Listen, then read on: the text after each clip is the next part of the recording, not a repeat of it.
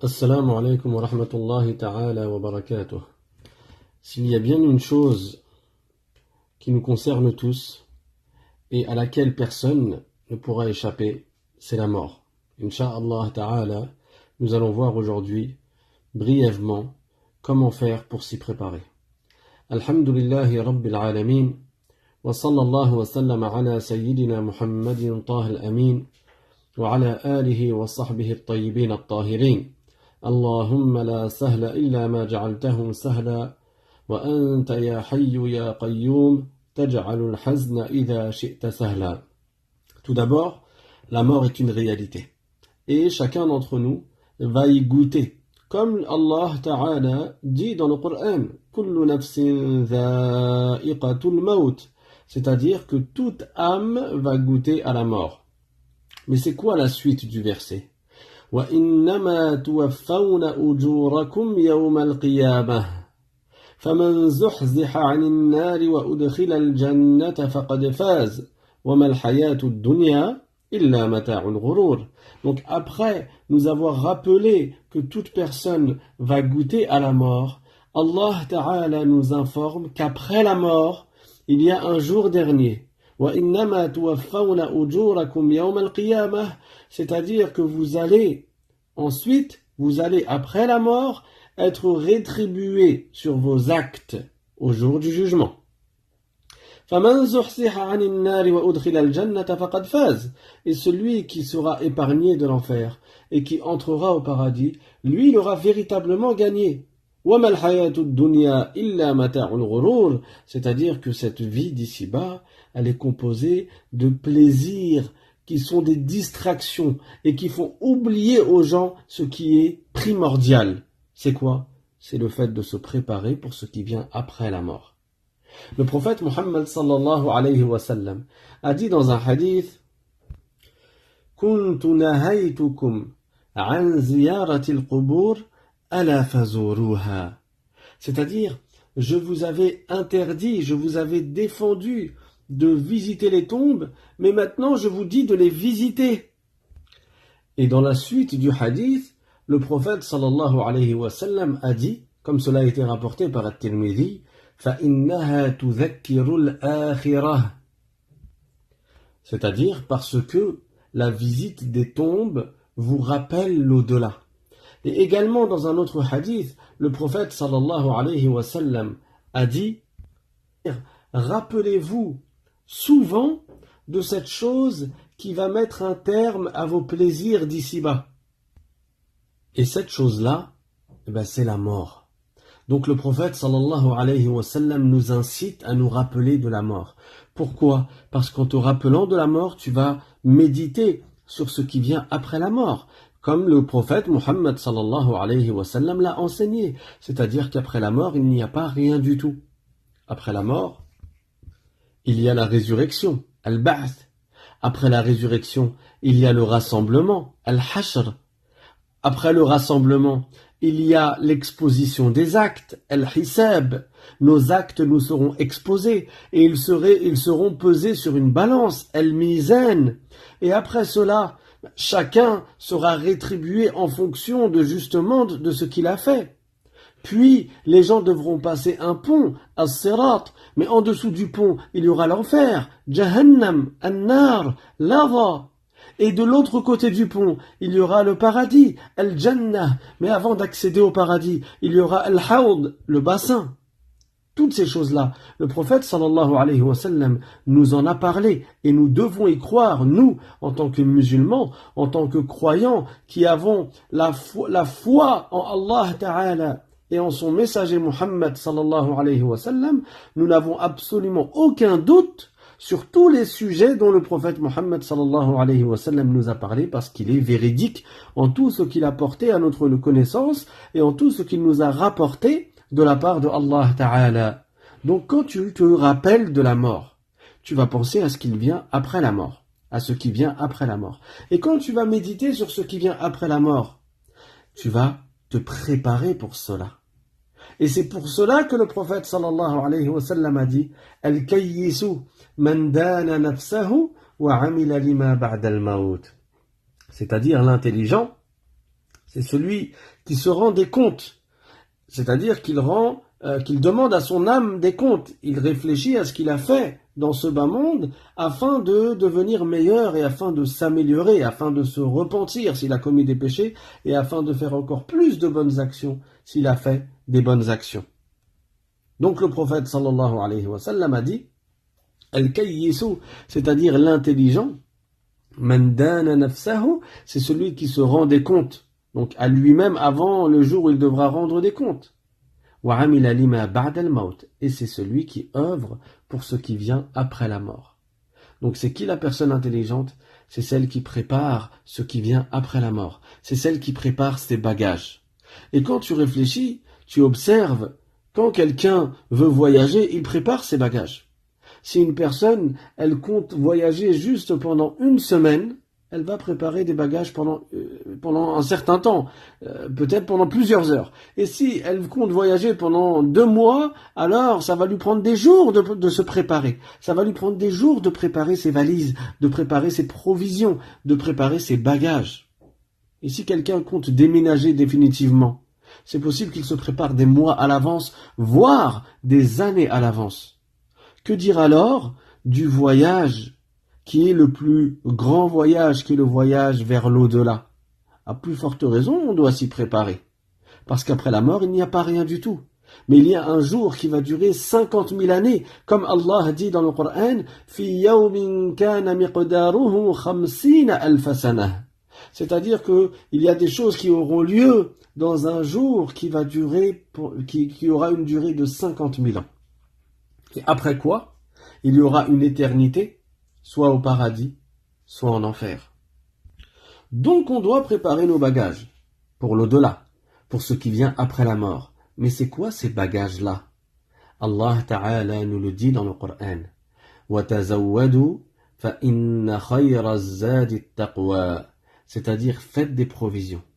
Mais la meilleure des provisions, c'est la piété. La meilleure provision, les meilleurs bagages que tu peux préparer pour l'au-delà, pour ce qui vient après la mort, pour la mort, c'est quoi? C'est la piété, at-taqwa. Et c'est quoi la piété?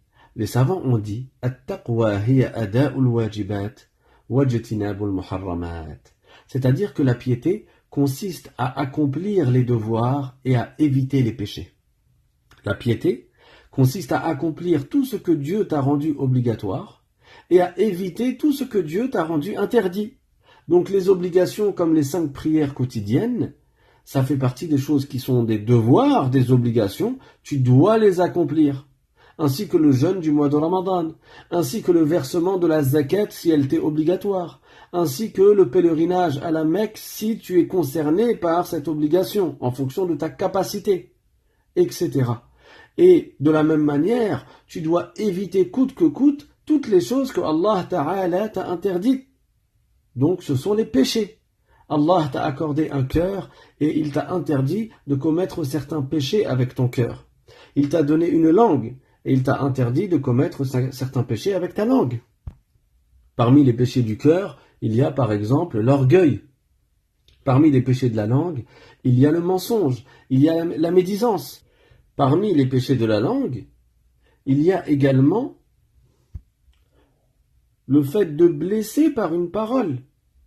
Et d'autres péchés encore. Dieu t'a donné un ventre et il t'a interdit de commettre certaines choses avec ton ventre. Il t'a interdit par exemple de consommer de l'alcool. Il t'a interdit de consommer des substances illicites. Il t'a interdit de consommer ce qui provient du gain usuraire. Il t'a interdit de consommer ce qui provient d'une transaction qui n'est pas licite. Dieu t'a donné des mains et il t'a interdit de frapper injustement avec ses mains. Dieu t'a donné des pieds et il t'a interdit de marcher avec ces pieds-là dans le but de commettre un péché, comme la fornication par exemple. Et d'autres péchés encore, tels que les péchés des oreilles, les péchés des yeux, les péchés du sexe, les péchés du corps. Donc c'est quoi la piété?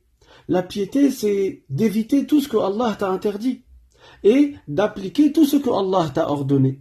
Et celui qui atteint ce degré-là, celui qui est devenu pieux, on dit de lui que c'est un taqi. Celui-là entrera au paradis sans châtiment. Celui-là aura préparé ses provisions. Il se sera préparé pour le jour de sa mort. Les savants ont dit Al-mawtu sayfun ala riqab al-ibad, la yadri ahaduna mata yaqta'. C'est-à-dire que la mort, c'est comme une épée qui est posée sur notre cou. Elle est déjà sur notre cou. Et nous, on ne sait pas quand est-ce qu'elle va trancher. Nous, on ne sait pas quand est-ce qu'elle va trancher, mais le moment de notre mort est déjà défini. Il est déjà prédestiné. Il est déjà écrit sur la table préservée. Et ça, on ne pourra pas le changer. Donc notre vie, c'est un compte à rebours. Chaque minute qui passe, tu te rapproches de ta mort. Chaque journée qui passe, tu te rapproches encore plus de ta mort. Chaque mois qui passe, tu te rapproches encore plus. Chaque année qui passe, tu ne fais que te rapprocher de ta mort. Et du coup, il te reste encore moins de temps pour être prêt pour l'au-delà. Alors comment aborder spirituellement ce sujet-là? En œuvrant, en essayant au maximum d'utiliser le temps que Allah Ta'ala t'a accordé, le temps qui t'est imparti et qui te reste encore à vivre dans l'accomplissement de ce que Allah agrée et dans le fait d'éviter ce que Allah n'agrée pas. Parce que le moment de ta mort, toi tu ne le connais pas. Mais il peut arriver à n'importe quel moment. Et il est déjà prédestiné. Comme on dit, Kul shi bil maktoub, toute chose est déjà prédestinée.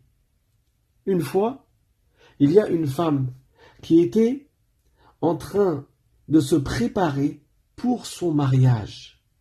Pour son mariage. Et il y a la maquilleuse qui s'est mise à la maquiller et ça a duré énormément de temps. Et vous savez tous combien de temps ça prend de se maquiller pour un mariage en général. Donc la maquilleuse l'a maquillée et ça a pris beaucoup de temps afin de la préparer pour Laylatul Urs, pour la nuit du mariage, pour la fête du mariage. Sauf que quand la maquilleuse a fini de la préparer, et ça a pris des heures, juste avant que le temps du Maghreb ne rentre, cette femme qui s'apprêtait à se marier, elle s'est rappelée qu'elle n'avait pas fait la prière du Asr. Elle avait oublié, et ça arrive d'oublier. Sauf que quand elle s'en rappelle, qu'est-ce qu'elle doit faire? Elle doit faire la prière. Alors cette femme s'est dit, je dois absolument faire la prière du Asr avant que le temps du Maghrib ne rentre. Parce qu'il n'est pas permis de retarder le temps d'une prière, de retarder la prière de son temps, sans excuse valable. Donc la personne qui se rappelle qu'elle doit accomplir la prière du Asr, sachant que le temps du Asr n'est pas sorti encore, elle doit se précipiter à l'accomplir avant la sortie du temps. Allah Ta'ala dit dans le Coran honoré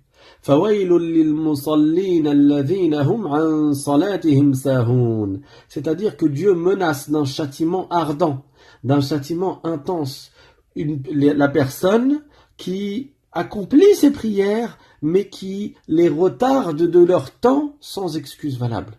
On ne parle pas ici de celui qui ne fait même pas la prière. Celui-là est dans un état extrêmement grave. Là, on parle de gens qui font leur prière, mais qui ne la font pas dans leur temps. Ils retardent la prière de leur temps, sans excuse valable. Ces gens-là seront jugés sur chacune de leurs prières qu'ils ont retardées dans l'au-delà, et ils mériteront un châtiment parce qu'ils auront commis un grand péché chaque fois qu'ils auront délaissé la prière jusqu'à la retarder, jusqu'à après la sortie du temps, et ce, sans excuse. Donc cette femme, elle ne voulait pas tomber dans le haram. Elle ne voulait pas désobéir à Allah. Elle a dit, je vais enlever mon maquillage. Tout ce maquillage qui a pris tout ce temps-là. Elle a dit, je vais retirer mon maquillage. Et je vais faire le wudu et je vais faire ma prière avant que le temps du Maghrib ne rentre. La maquilleuse, elle lui a dit, c'est hors de question. J'ai mis tout ce temps-là pour te maquiller, tu feras ta prière plus tard. Mais cette femme, elle craignait Allah subhanahu wa ta'ala et elle voulait se préparer pour ce qui vient après la mort par la plus importante des choses que nous devons faire et qui est la prière. Le plus grand devoir qui incombe aux croyants après qu'il ait cru en Allah et en son messager, après avoir accompli le plus grand devoir qui est la foi en Allah et en son messager, la plus grande chose qui lui incombe, c'est la prière. Elle a dit non, j'enlève mon maquillage et je fais ma prière. Et la maquilleuse a insisté. Elle lui a dit, si tu enlèves ton maquillage, moi je ne te le remets pas.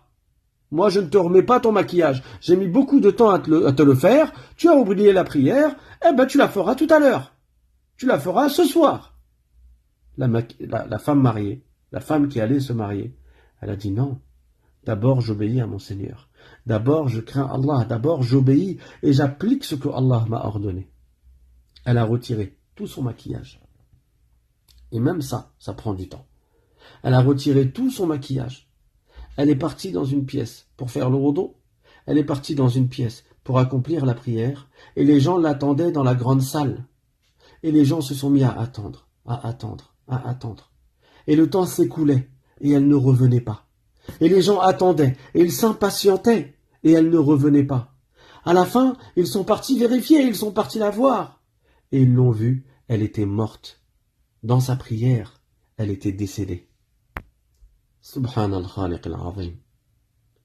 La dernière action qu'elle a faite, le dernier acte qu'elle a accompli avant de mourir, c'est le meilleur des actes que le musulman peut faire. C'est sa prière obligatoire. Sachant que certains savants ont dit que la meilleure des prières, c'est la prière du Asr, conformément au verset du Coran, dans lequel Allah Ta'ala a dit « Hafidhu ala as-salawati was-salati al-wusta » c'est-à-dire appliquez-vous à persévérer dans l'accomplissement des prières, et plus particulièrement la prière al-wusta, celle du milieu de la journée, c'est-à-dire celle du Asr. Pourquoi Allah Ta'ala nous a indiqué l'importance en particulier de cette prière-là? Parce que c'est celle qui a lieu en pleine journée, quand les gens sont occupés à courir après la dunya, quand les gens sont occupés à chercher à gagner dans ce bas monde, à chercher des choses qui leur font gagner de l'argent dans ce bas monde. Les gens sont occupés par le commerce, les gens sont occupés par le travail. À ce moment-là, n'oublie pas ta prière, qui est la prière du Asr. Cette femme, elle est décédée en ayant accompli ce que Allah lui a ordonné. Alhamdulillah. Et elle s'est préparée pour ce qui vient après la mort. Elle a réfléchi à la mort et elle s'est préparée pour ce moment-là. De deux choses l'une.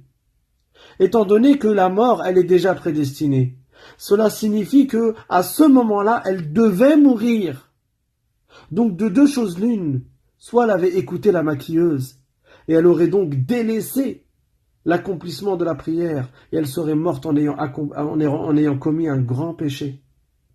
Soit elle a fait ce qu'elle a fait effectivement, c'est-à-dire qu'elle accomplit la prière et là, elle sera décédée sur un acte que Allah subhanahu wa ta'ala agrée. Et nous, chaque jour, il faut qu'on se rappelle cette parole-là. إِذَا أَمْسَيْتَ فَلَا تَنْتَظِرِ الصَّبَاحِ وَإِذَا أَصْبَحْتَ فَلَا تَنْتَظِرِ الْمَسَاءِ. C'est-à-dire que si tu arrives à la nuit, ne t'attends pas à vivre jusqu'au matin. Et si tu arrives jusqu'au matin, tu vis jusqu'au matin, ne t'attends pas à vivre jusqu'à la nuit. Allah Ta'ala dit dans le Coran وَلِكُلِّ أُمَّةٍ أَجَلٍ فَإِذَا جَاءَ أَجَلُهُمْ لَا يَسْتَأْخِرُونَ سَاعَةً وَلَا يَسْتَقْدِمُونَ. C'est-à-dire que toute communauté a une échéance à sa vie. Et le moment où cette échéance arrive, tu ne peux ni reculer d'un instant, ni avancer d'un instant. Tu ne peux pas reculer d'un instant. Et tu ne peux pas avancer d'un instant. Il a été rapporté qu'un homme, une fois, c'était un roi. Et c'était un tyran. Un tyran, donc c'était un homme qui était injuste, qui prenait le bien des gens, du peuple, injustement. Un jour, quelqu'un est venu à lui, et il avait un aspect qui l'effrayait. C'était chez lui. Dans son palais, il voit quelqu'un rentrer qu'il ne connaît pas, qu'il ne reconnaît pas, et qui lui fait peur. Alors il lui a dit, qui es-tu? Et qui t'a autorisé à rentrer ici? Qui t'a autorisé à rentrer chez moi? Alors, cette personne lui a répondu, celui qui m'a autorisé à entrer, c'est celui à qui appartient cette maison. Et moi, je suis celui qu'aucun portier ne peut empêcher d'entrer. Je n'ai pas besoin de l'autorisation des rois. Et je ne crains pas le pouvoir d'un sultan. Et aucun tyran ne me fait peur. Et personne ne peut m'échapper. Alors, le roi, le tyran, il est tombé.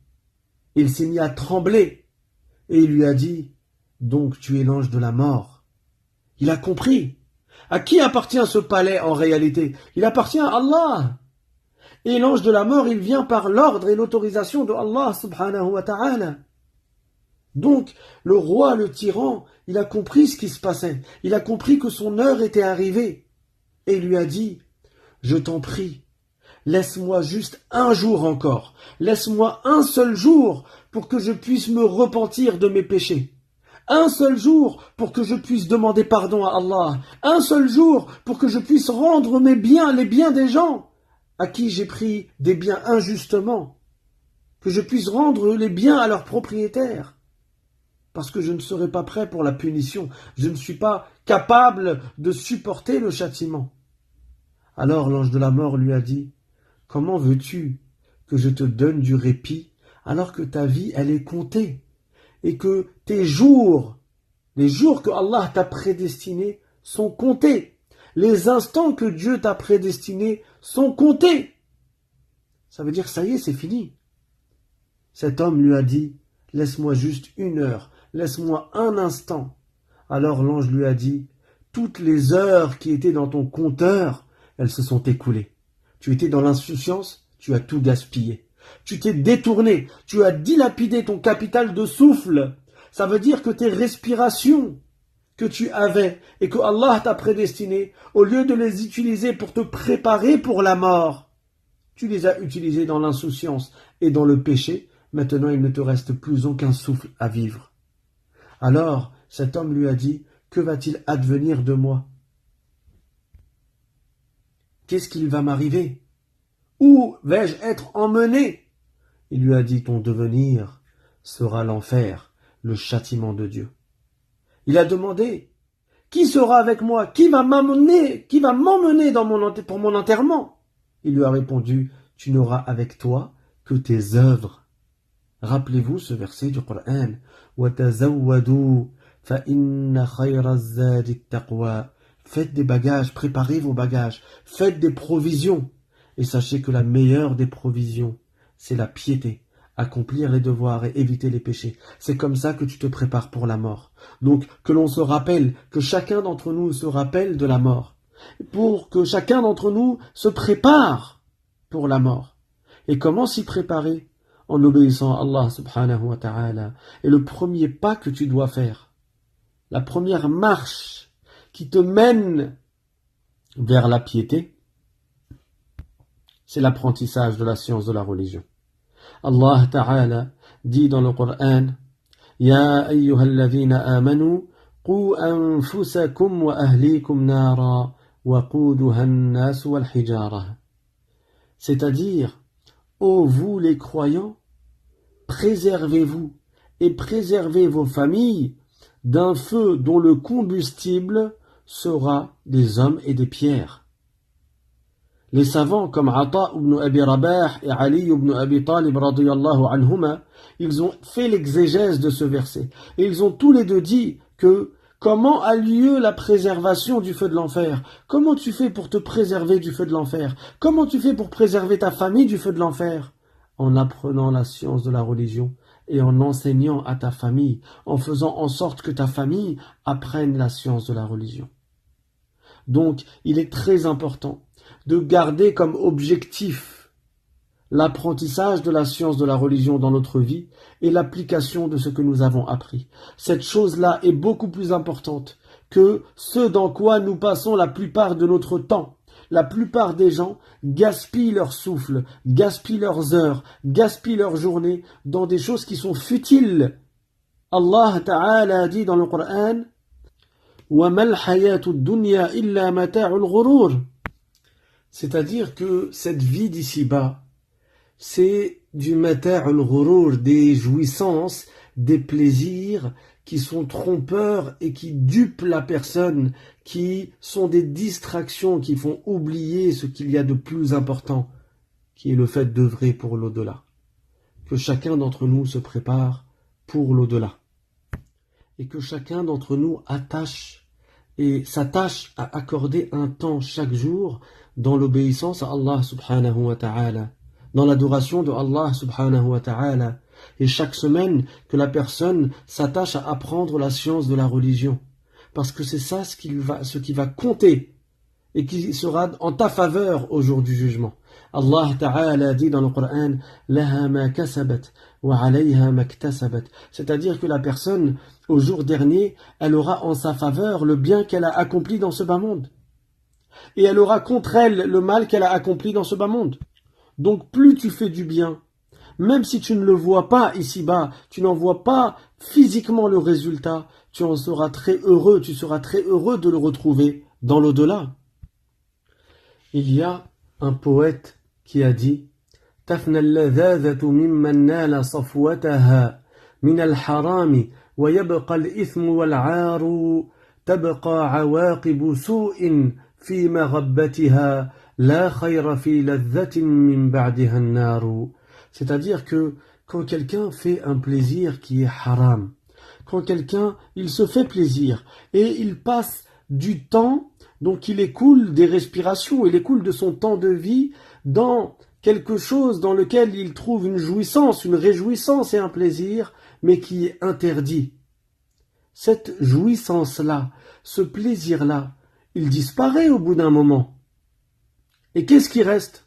Il reste le péché, il reste la honte, il reste le haram qui a été inscrit par l'ange, parce qu'il y a 2 anges autour de lui, Raqib et Atid, qui écrivent tout ce que la personne fait, tout ce que la personne dit. Donc le péché, il reste inscrit et il devra en rendre compte dans l'au-delà, même si lui, il a déjà oublié le plaisir depuis un moment. تبقى عواقب سوء في مغبتها لا خير في لذة من بعدها النار. Donc les conséquences mauvaises, les conséquences néfastes du péché que la personne a commis, elles vont rester, alors que le plaisir a disparu.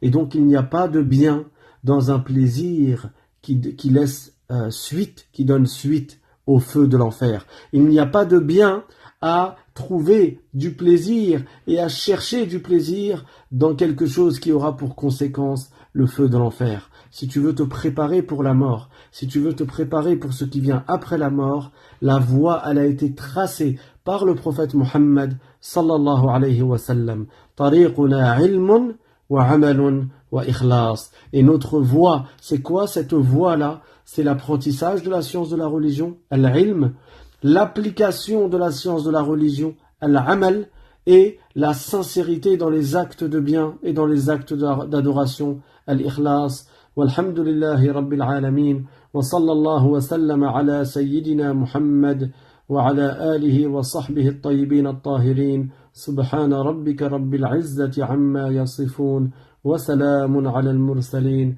walhamdulillahi rabbil alamin.